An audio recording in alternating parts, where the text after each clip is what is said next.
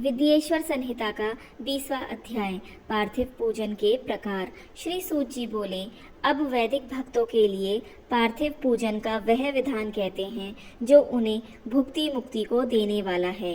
वेद सूत्रों की विधि से स्नान एवं विधि पूर्वक संध्या कर फिर ब्रह्म यज्ञ कर पीछे तर्पण करें तथा संपूर्ण नित्य कर्मों को करके शिव स्मरण पूर्वक भस्म तथा रुद्राक्ष तो पहले ही धारण कर लें।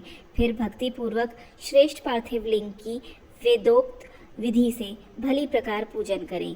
किसी नदी के तट पर, पर्वत पर, जंगल में, शिवालय या पवित्र देश में पार्थिव पूजन करना उचित है।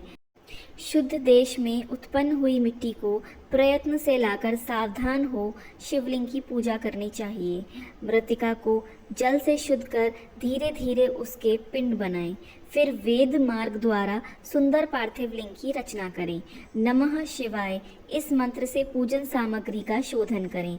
पुनः भूर्सी इस मंत्र से क्षेत्र सिद्ध करें।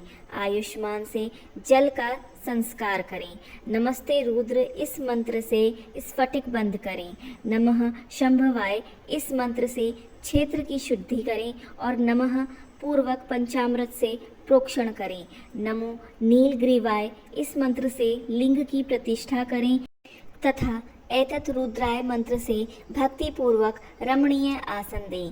फिर मानो महानताम इस मंत्र से आवाहन कर या ते रुद्र इस मंत्र से उपवेश करें। यामीसुम इस मंत्र से शिव जी का न्यास करें।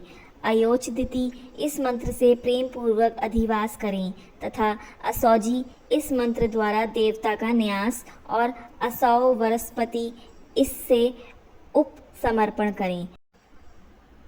फिर नमोस्तु नीलग्रीवाय इस मंत्र से पाद स्नान और रुद्र गायत्री से अर्घ देकर त्रयंबक मंत्र से आचमन करें। फिर दधि क्रावणों इस मंत्र से दधि स्नान और घृतयाव इस मंत्र द्वारा घृत से स्नान कराएं तथा पैर पृथिव्याम इस मंत्र द्वारा दूध से स्नान कराएं। इस प्रकार वेदोक्त विधि से जो बुद्धिमान शंकर जी का पूजन करता है उसको शिव जी उत्तम फल प्रदान करते हैं। हे ब्राह्मणों, इसकी एक और साधारण विधि भी है। शिव के नामों से ही पार्थिव लिंग की पूजा करें। हे मुनि श्रेष्ठों, जो पूजा सब कामनाओं को पूर्ण करने वाली है उसे सुनिए। हर महेश्वर, शंभु, शूलपाणी, पिनाकधारी, शिव, पशुपति, महादेव इस क्रम से मृतिका लाकर उसे मिलाएं। फिर प्रतिष्ठा और आवाहन कर स्नान पूजन और क्षमा कराकर विसर्जन करें। ओम नमः शिवाय को भक्ति पूर्वक जपता हुआ शिवजी का ध्यान नित्य करता रहे। इस प्रकार गुरु के दिए हुए पंचाक्षरी मंत्र को विधि पूर्वक सर्वदा जपे। बुद्धिमान को उचित है कि नाना प्रकार से शतरुद्रीय का पाठ करता रहे।